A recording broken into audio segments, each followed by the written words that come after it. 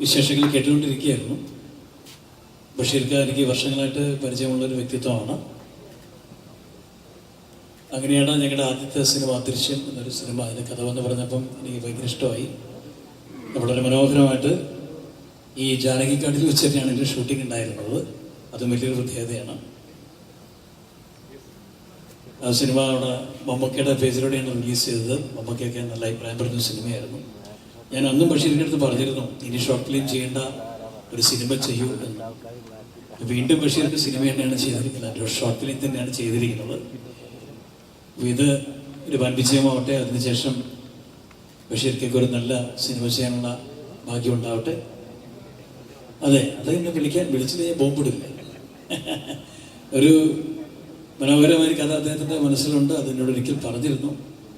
എൻ്റെ ടൈറ്റിൽ തന്നെ മനോഹരമായ ടൈറ്റിലാണ്. ആ സിനിമയൊക്കെ നടന്നു കഴിഞ്ഞാൽ വലിയൊരു അഭിപ്രായമുള്ള സിനിമയായിട്ട് മാറുമെന്ന് എനിക്ക് പ്രതീക്ഷയുണ്ട്. എന്തായാലും ജാനകിക്കാടിൻ്റെ പിന്നിൽ പ്രവർത്തിച്ച എല്ലാവർക്കും എൻ്റെ ഹൃദയം നിറഞ്ഞ ആശംസകൾ.